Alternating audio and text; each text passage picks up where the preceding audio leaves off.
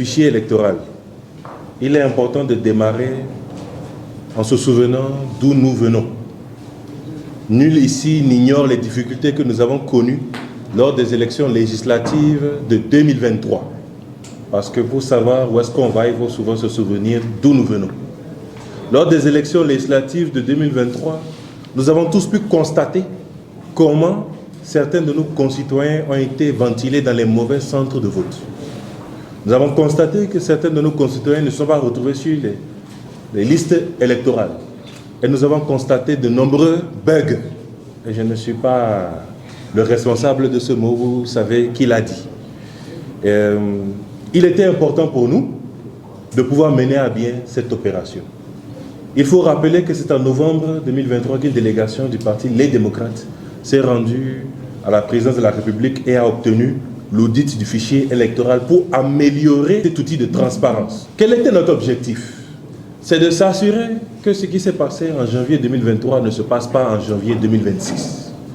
Et c'est ainsi que nous avons pris notre bâton de pèlerin et que le cadre de concertation des forces politiques de l'opposition s'est rapproché des organisations de la société civile, des syndicats et d'autres organisations religieuses pour travailler ensemble pour mettre en place un comité de pilotage. Un comité de pilotage présidé par M. Jean-Baptiste Elias. Ce comité a été mis en place depuis le 8 janvier 2025.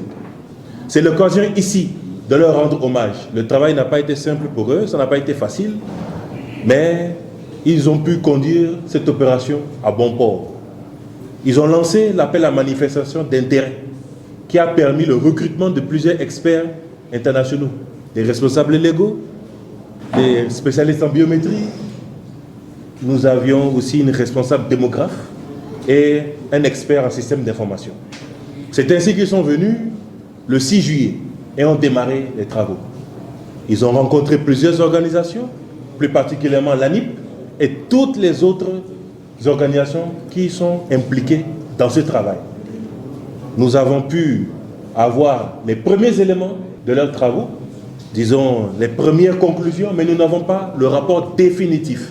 Nous ne pouvons donc pas nous prononcer totalement sur l'intégralité du rapport, mais ce que je peux vous dire, c'est que les premiers éléments de ce rapport démontrent que ce rapport était utile, était nécessaire.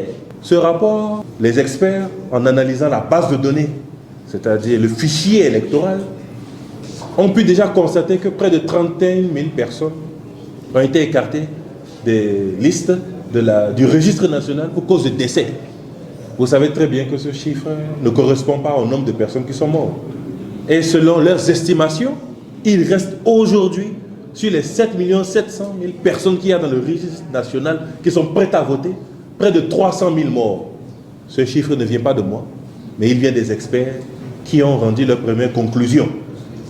Que faut-il faire pour extraire ces 300 000 morts de notre registre national? Certaines recommandations ont été faites et nous reviendrons ici vous les présenter. Et notre objectif, c'est que ces recommandations soient adoptées, appliquées. C'est l'occasion aussi de dire que certaines de ces recommandations sont déjà en train d'être appliquées, puisque l'ANIP nous a invités et nous a déjà dit qu'elle se rapprochait des services écologiques, des mairies, et des confessions religieuses pour qu'au maximum nos populations puissent déclarer les décès. Puisque nous savons très bien que c'est parce que les décès ne sont pas déclarés que les morts restent sur la liste, sur le registre national et donc sur la liste électorale. C'est de ça qu'il s'agit. Ils ont aussi émis d'autres recommandations qui vont dans le sens de ce que nous avons toujours prôné. Une meilleure intégration de nous, les acteurs dans le processus, jusqu'à l'extraction de la liste électorale. Ils ont parlé des affectations des électeurs dans les centres de vote. Nous avons près de 8000 centres de vote, mais en consultant le registre, ils se sont rendus compte que certains centres de vote n'avaient absolument aucun électeur aujourd'hui. Que faisons-nous de ces centres de vote? Donc il y a plusieurs sujets qui méritent d'être abordés sereinement lorsque nous aurons le rapport définitif. Mais ce que je peux vous dire déjà, c'est que le rapport a confirmé certaines de nos peurs.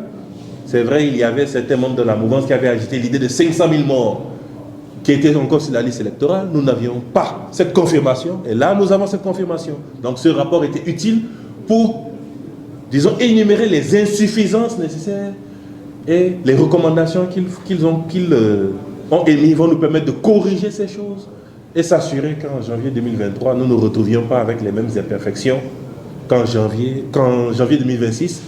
Nous allons avoir d'autres imperfections, je ne l'espère pas, mais pas celles qu'on a connues par le passé. Donc cet audit était nécessaire. C'est l'occasion ici de remercier tous ceux qui ont permis à cet audit de se faire. Nous reviendrons vers vous lorsque nous aurons le rapport final avec toutes les observations faites par les experts, et il y en a beaucoup, sur le terrain, toutes les rencontres qu'ils ont eues, et ça nous permettra de revenir devant vous pour vous faire le point des recommandations, puisque le travail du comité de pilotage n'est pas fini. Le rôle, c'est de continuer à s'assurer que ces recommandations soient appliquées. Et c'est l'occasion aussi de féliciter tous les partis ici présents, membres du cadre de concertation. Notre objectif, c'est d'avoir une élection libre, transparente et inclusive. L'audit du fichier électoral seul ne permettra pas d'y arriver, mais c'est un élément parmi tant d'autres.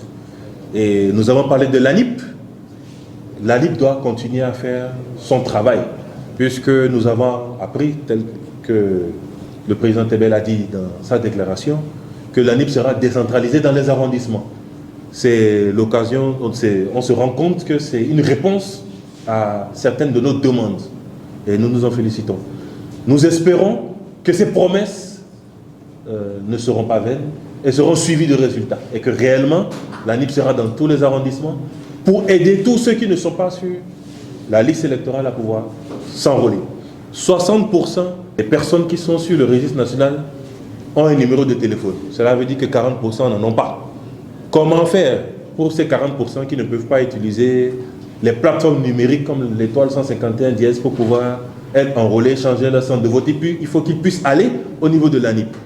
Il existe des villages qui sont à 50, 100, 200, 300 km de la commune, de la mairie. Comment cela font? Donc, il faut que l'ANIP puisse se rapprocher du concitoyen. Comment faire pour ceux qui n'ont pas été enrôlés, qui doivent désormais prendre un certificat de non-inscription, aller au tribunal, revenir? Tout ça est difficile. Donc, nous demandons aux institutions, que ce soit à l'ANIP, que ce soit au ministère de la Justice, à travers les audiences foraines, de pouvoir faciliter l'obtention pour tous ces concitoyens qui n'ont pas encore eu leur document d'état civil, de pouvoir avoir ces documents et qu'ils puissent tous voter sereinement dans des centres de vote et des postes de vote préétablis et que tout se passe comme nous le voulons. Je vous remercie.